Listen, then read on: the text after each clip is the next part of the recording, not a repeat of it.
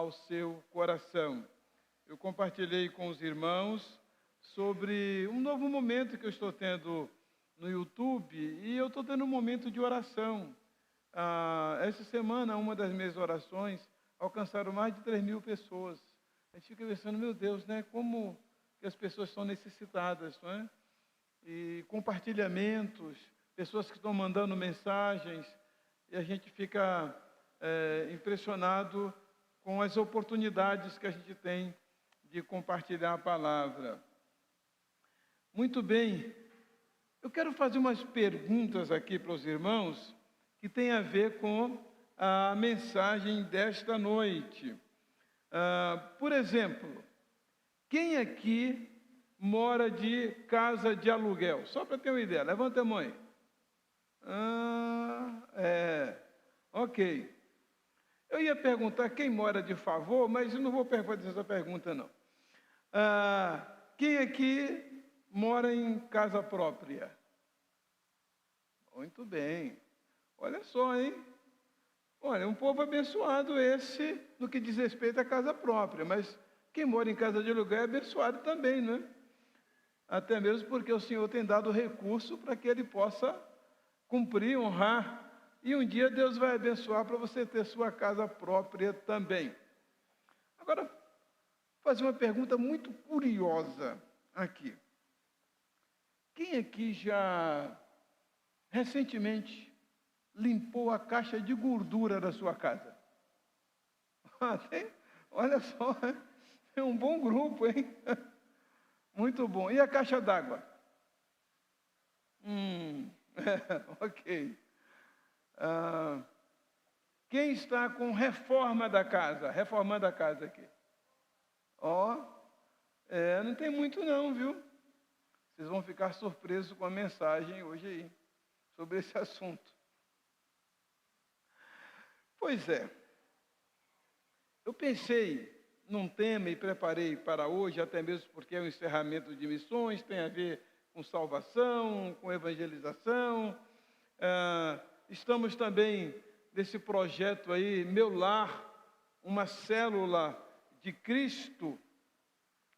E eu quero ler um texto de Filipenses capítulo 2, versículo 12, que está na versão tradução brasileira, chamada TB, tradução brasileira, que diz assim: assim, pois, meus amados, do modo como obedecestes, efetuai a vossa salvação com o temor e tremor, não tão somente como na minha presença, mas muito mais agora na minha ausência. Eu queria que a gente fixasse bem o pensamento nesta parte que diz aí: efetuai a vossa salvação.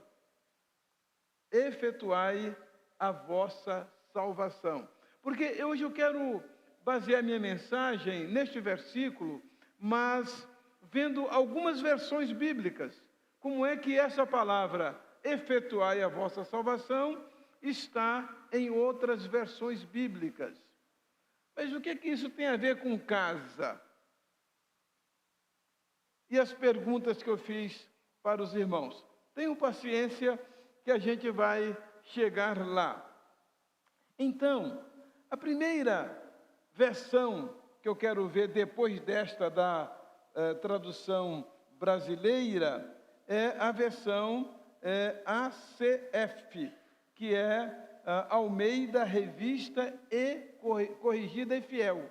Almeida Revista Corrigida e Fiel. Como vocês sabem, a Bíblia tem diversas traduções, tem diversas versões. E nós estamos vendo aqui, agora, este mesmo versículo que nós acabamos de ver, que diz, operai a vossa salvação, nós vamos ver aqui agora, no versículo anterior, foi efetuai a vossa salvação. Agora, neste versículo da Almeida Corrigida e Fiel, nós temos de sorte que, meus amados, assim como sempre obedecestes, não só na minha presença, mas muito mais agora na minha ausência, assim também o quê? Operai. A anterior era efetuai. Agora, operai a vossa salvação. Então, a salvação deve passar por um processo operacional. Ela deve ser operada. Mas o que é isso? Operar a salvação? Não é fazer uma cirurgia da salvação, não. É no sentido de trabalhar a salvação. Mas nós já não fomos salvos? A salvação não é um ato? Bem, nós aprendemos aqui que a salvação é um ato, mas ela é também um processo. Nós temos o ato da salvação, que é o momento em que nós entregamos a nossa vida para Jesus.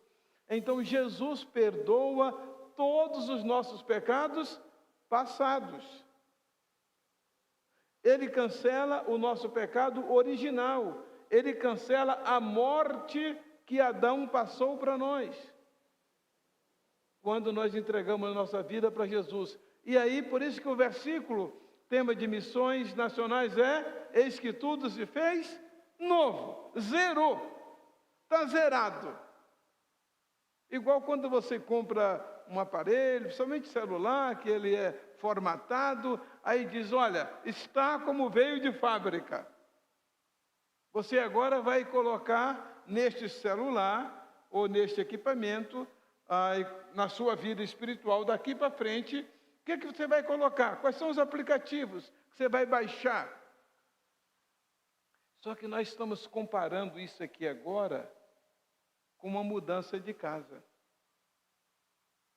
Você deixou uma casa antiga e você agora foi morar numa casa nova. Vamos comparar a salvação como a nova residência, o nosso novo lugar para onde a gente se mudou e onde a gente está morando agora.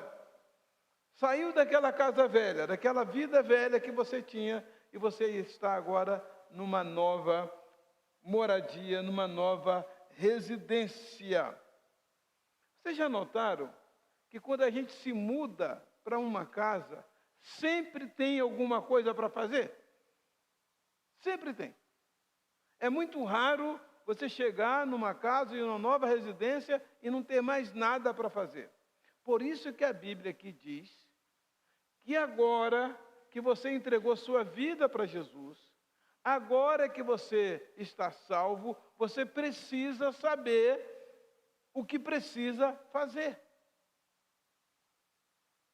Não está salvo e pronto, maravilha, vou para o céu. Não, você ainda está na terra. Você não foi para o céu ainda. Você vai lidar com tentações todos os dias. Você vai lidar com perigos todos os dias. Você vai lidar com conflitos todos os dias. A sua família é a mesma. O seu local de trabalho é o mesmo. A sua escola é a mesma. O trânsito por onde você passa é o mesmo. O trajeto é o mesmo. Situações podem ser diferentes. Mas como é que você vai lidar com essa nova situação, pensando na sua casa para a qual você mudou? A recomendação aqui é que você precisa trabalhar, operar a sua salvação. Não apenas foi salvo, algo que tem que ser feito, não que você vá ser salvo a partir dali. Mas vocês se lembram das 3 salvações? Que nós já aprendemos aqui, que nós temos 3 salvações. Quem se lembra qual é a primeira salvação? Salvação da condenação do pecado. A segunda salvação, qual é a salvação? Do poder do pecado. Fomos salvos da condenação, mas a gente está no mundo, está lidando com o pecado que afronta, que seduz a gente todos os dias. E aí é que entra essa operação aqui. como lidar com essa nova casa, os desafios que tem nessa nova casa para onde você mudou. De acordo com a palavra de Deus, até que não é nenhuma casa. Se você ler lá em 1 Coríntios capítulo 3, não está projetado aí, mas é um versículo que, esse texto aí os irmãos sabem de qual é salteado. Que lá em 1 Coríntios capítulo 3, versículo 11, diz o quê? Porque ninguém pode pôr outro alicerce além do que já foi posto, o qual é Jesus Cristo. E se alguém sobre esse fundamento, esse alicerce, edificar uma casa de ouro, prata, pedras preciosas, madeira, feno, palho, a obra de cada um será atestada pelo fogo. O dia manifestará, o fogo a manifestará para saber qual é a obra de cada um. Se a obra que alguém edificou nesta parte, o versículo 14, prevalecer, ele receberá galardão. Versículo 15, mas se a obra de alguém se queimar, o tal será salvo, todavia, como que pelo fogo. Saiu chamuscado do fogo. Alguém que é salvo do meio de um incêndio, não sai limpinho, não, saiu chamuscado, mas foi salvo. Então, de acordo com esse texto aqui, a casa nem está pronta, é só o alicerce. E em cima do alicerce você vai construir. Mas vamos partir aqui do pressuposto, você mudou de casa, você está numa casa agora que precisa de ser trabalhada. É importante que você entenda que a salvação foi dada, mas ela precisa ser trabalhada. Por isso que diz, operai. Você precisa trabalhar a sua salvação. Operai a vossa salvação. Então, essa é a versão da ACF, a Bíblia corrigida, Almeida corrigida e fiel. Agora, neste texto de Filipenses 2,12, nós vamos ver agora pela versão ARA, que é a Almeida, revista e atualizada. Olha como é que diz, o mesmo versículo. Então, nós vamos ver agora que além de operar a salvação, nós precisamos também de desenvolver a salvação. Desenvolver. Assim, pois, amados meus, como sempre obedecestes, não só na minha presença, porém muito mais agora na minha ausência, desenvolvei. Faça a sua salvação crescer. Aumente a sua salvação. Faça ela crescer verticalmente e faça ela crescer horizontalmente. Verticalmente com Deus, horizontalmente com o próximo. Melhore sua salvação. Porque você apenas mudou de casa. Se nós tomarmos o exemplo de 1 Coríntios 3,11, você está só no alicerce. Mas eu quero partir aqui do pressuposto de que você está naquela casa que diz que está no osso. Você se mudou para casa, mas ela precisa de acabamento. Porque esse é o sentido que o texto está nos passando. De que nós estamos, inclusive, edificando uns aos outros. Que estamos sendo construídos para a morada de Deus. Estamos construindo uma casa onde não somente nós vamos morar, mas Deus vai morar. Deus começou uma boa obra, a Bíblia diz. E a Bíblia diz também que Deus está aperfeiçoando essa obra. Isso está em Filipenses 1,6, que diz, tendo por certo isto mesmo, que aquele que em vós começou a boa obra, há de aperfeiçoá-la. Então você mudou de casa, você está numa construção, e essa construção precisa progredir. Tem gente que muda de casa e a casa fica a mesma, do mesmo modo, o resto da vida. Na vida espiritual, a gente também que não muda. Não acontece mais nada na vida dela. Vocês já viram o que acontece com uma casa quando você não faz manutenção? O que vai acontecendo na casa? Pois é. Então aqui você está vendo que a Bíblia recomenda para operar, desenvolver a salvação. E manda que seja com temor e tremor. Então é a ideia de você ampliar a casa. Você mudou para uma casa para atender uma necessidade imediata. Agora, eu coloquei nas minhas anotações aqui, cuidado com os puxadinhos. Cuidado com os puxadinhos. Porque nós estamos edificando uma casa para morada de Deus. Pensando agora no equipamento celular, quais são os aplicativos que você está baixando? O que é que você está vendo? O que é que você está trazendo para dentro da sua casa?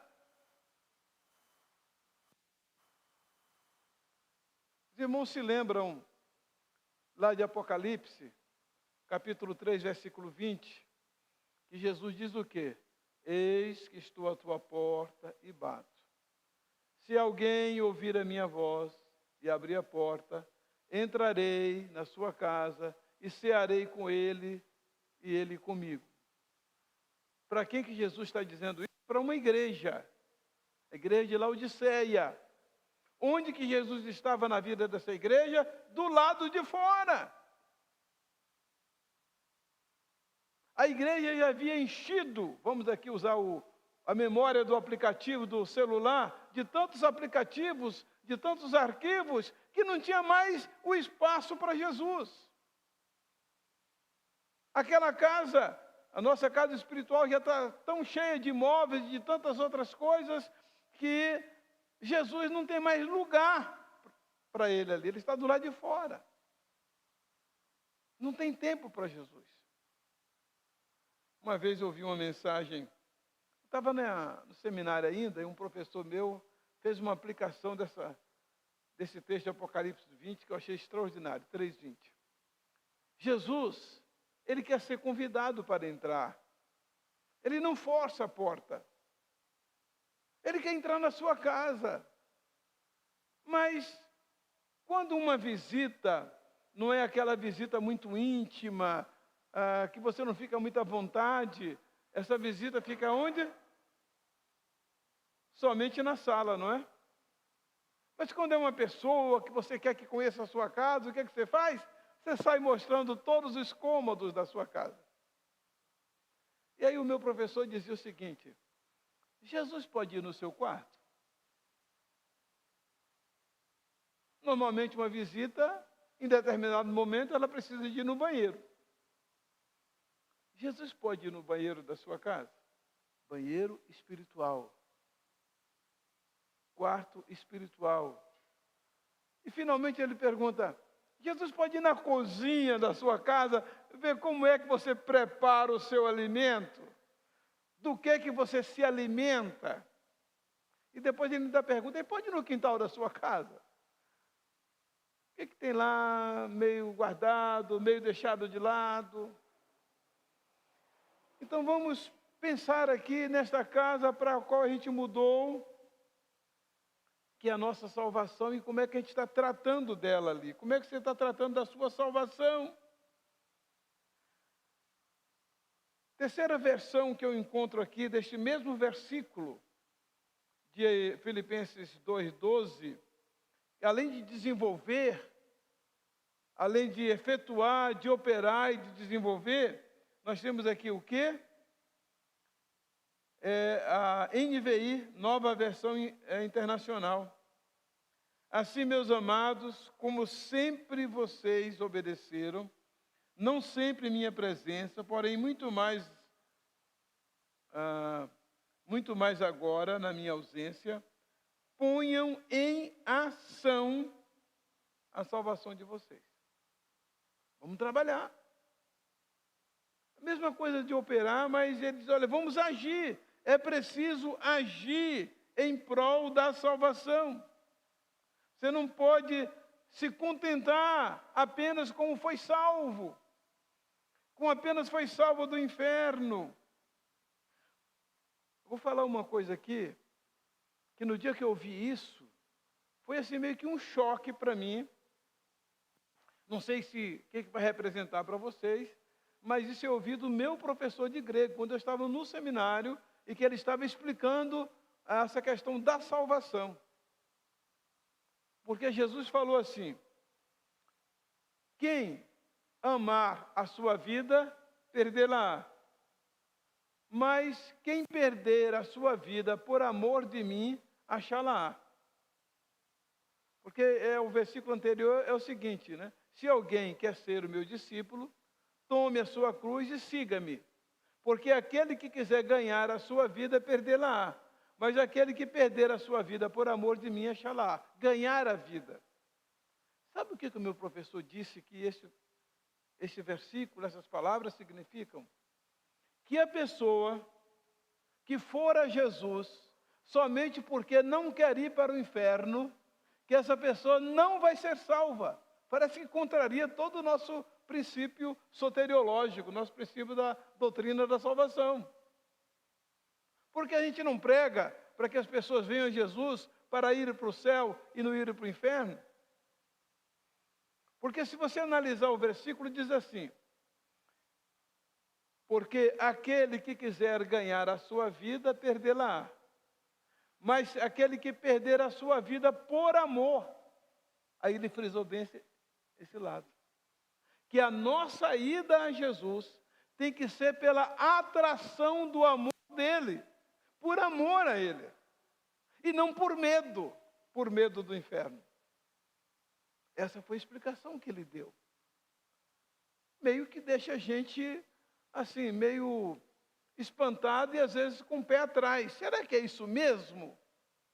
Mas quando você lê Jesus dizendo, por amor de mim, você fala, realmente. Uma pessoa tem que ir a Jesus atraída pelo amor dele. Então, é muito importante que você entenda que não é apenas ser salvo. Fui salvo, que bom, não vou para o inferno, vou para o céu.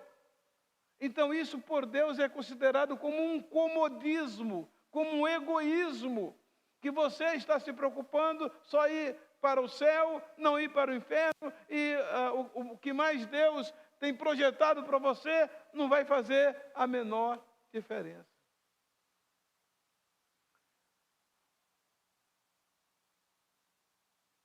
Agora, a nova tradução na linguagem de hoje, ponto 4, diz o seguinte: portanto, meus queridos irmãos, vocês que me obedecem sempre quando eu estava aí, devem me obedecer muito mais agora que estou ausente.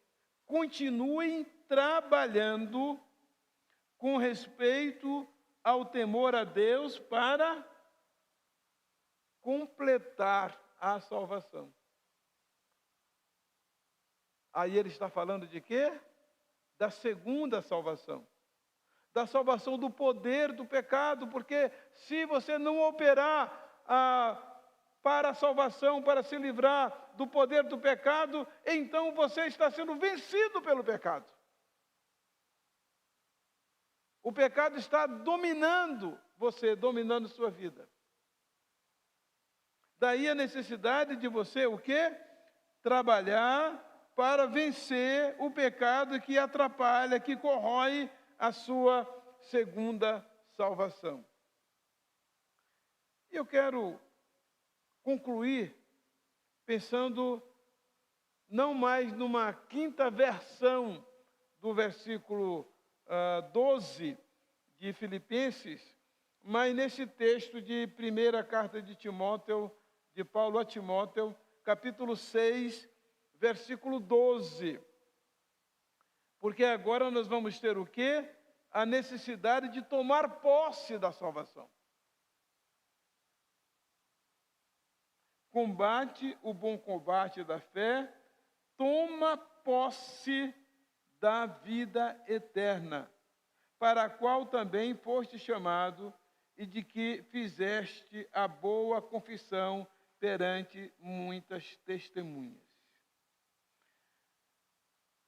Muitos crentes, muitos membros de igreja não têm certeza da salvação. Eles confundem a primeira salvação, aquela que foi a salvação da pena do pecado, da condenação do pecado, com a segunda salvação, que é a salvação do poder do pecado, e eles acham que por causa disso eles não vão para o céu.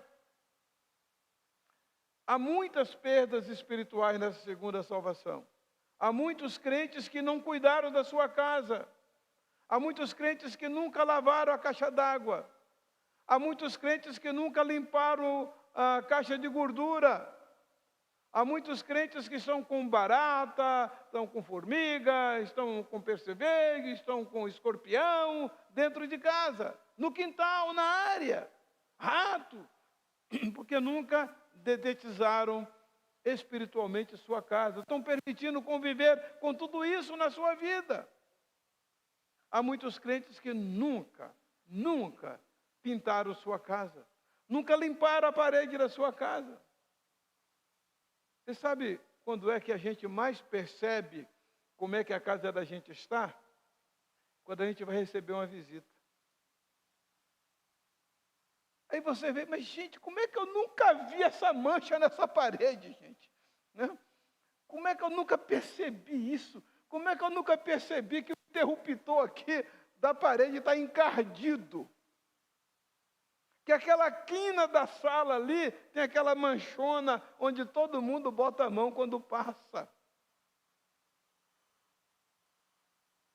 Tem muita gente que espiritualmente nunca percebeu como é que está a sua vida. Aprendeu a conviver com aquilo.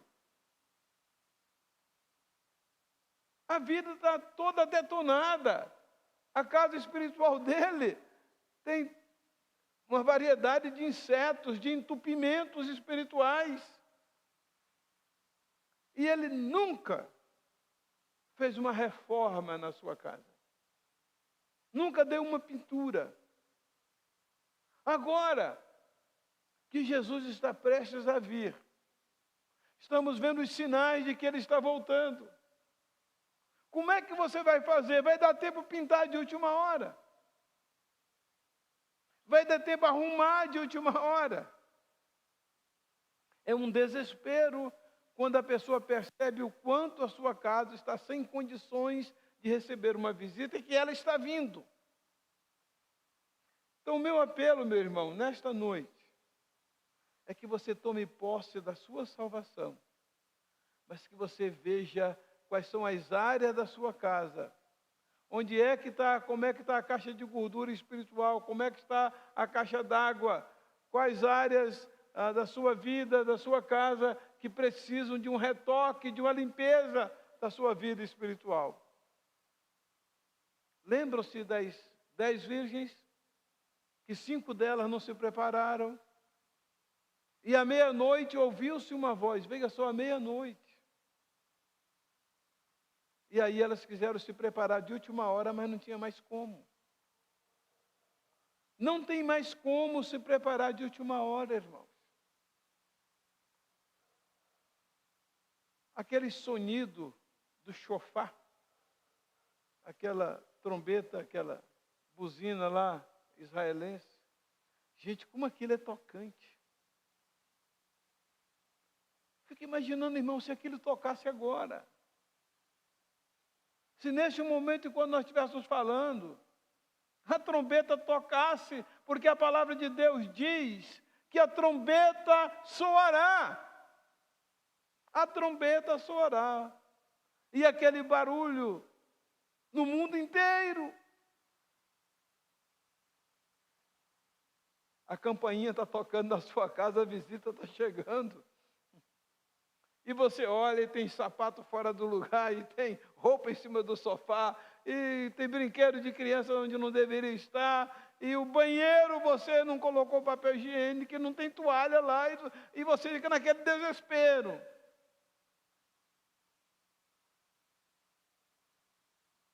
A trombeta soará. A trombeta está para soar, meus irmãos. Não tem como arrumar a casa de última hora, não tem como. Chega a visita na sua casa, dependendo da roupa que você estiver, você não sabe se troca de roupa, se vai abrir logo, e a pessoa está insistindo lá. Só que quando a trombeta soar, não dá tempo fazer isso. É não abrir e fechar de olhos, não piscar de olhos. A situação já está resolvida. Daí, nós precisamos operar a nossa salvação. Precisamos trabalhar a nossa salvação. Precisamos desenvolver a nossa salvação. E nós precisamos tomar posse da salvação. Por isso eu queria, meu irmão, irmã, ter um momento de oração com você. Cada um de nós começar a pensar nesse instante, como é que está a minha casa? Minha casa espiritual. Vamos tirar o foco da casa material e pensar na casa espiritual. Como está a minha vida? O que eu trouxe para a minha vida? Quais áreas da minha vida que eu nunca fiz uma limpeza, nunca fiz uma reforma? Quais as coisas que estão na minha vida? Pensando agora no equipamento eletrônico, quais os aplicativos que eu tenho que não são recomendáveis para crente? Que Jesus não pode acessar o meu celular, não pode acessar a minha conta no Google e nenhum outro meio de comunicação virtual. Como está a minha vida? Meu irmão, vamos orar, vamos pedir que Jesus possa limpar. A palavra de Deus diz que o sangue de Jesus nos purifica de todo o pecado. Diz que se nós confessarmos os nossos pecados, Ele é fiel e justo para perdoar os pecados e nos purificar de toda injustiça. Diz que se nós confessarmos os nossos pecados, Deus vai se esquecer dele, não vai se lembrar deles. A palavra de Deus diz que o inimigo das nossas almas nos acusa diante de Deus de dia e de noite, mas que nós o vencemos pela palavra do testemunho e pelo sangue do Cordeiro. Diga para Jesus agora: Jesus, me cobre com teu sangue, Jesus. Me purifica, Senhor. Perdoa os meus pecados. Prepara minha casa espiritual para ser tua morada. Ó Senhor, o que está em desordem na minha casa? O que eu preciso colocar em ordem? Como o Senhor ordenou a Ezequias: põe em ordem a tua casa. Porque, Senhor, que eu preciso me consertar contigo. Que área da minha salvação não está sendo construída? As paredes não foram rebocadas, não foram pintadas. Que área da minha vida, Senhor, da minha salvação, está do mesmo jeito como eu comecei? Senhor, eu quero operar, eu quero desenvolver, eu quero fazer crescer, Senhor. Diga para Jesus agora: Senhor Jesus, me toma pela mão, me conduz neste novo momento. Continue orando, pedindo para o Espírito Santo falar a sua vida, em que você precisa mudar, que conserto, que obras precisam ser feitas na sua vida espiritualmente, na sua casa, para que ela esteja em condições de Jesus não somente visitar, mas Jesus morar. Jesus disse: se alguém me ama, guardará a minha palavra, e meu Pai o amará, e viremos para ele e faremos nele morada.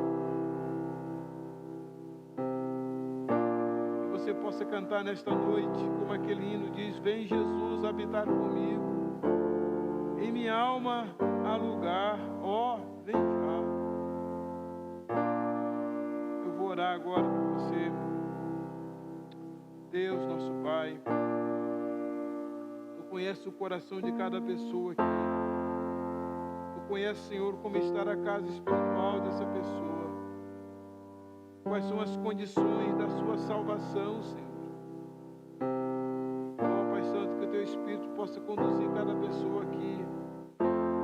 decisões objetivas, Senhor, que realmente causem mudanças, transformações na sua vida, na sua casa, Senhor. Que essas pessoas possam experimentar comunhão contigo. Que tudo aquilo, ó Deus, que foi incerto, que for pernicioso na vida espiritual, que possa ser removido, Senhor, seja eliminado nesta noite. Toma cada pessoa nas tuas mãos, Senhor, nesta oração que cada um está fazendo, está levando o seu pensamento a Ti, Senhor. Vê o coração, Senhor, a sinceridade de cada pessoa. E ministra, Senhor, nesta noite. Dá, Senhor, que essas vidas sejam transformadas, sejam alcançadas e abençoadas, no nome de Jesus. Amém.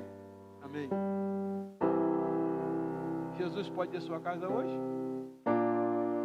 Amém? Vem, Jesus, habitar comigo, né? Aquele cântico de Natal que a gente canta. Mas nossa equipe de louvor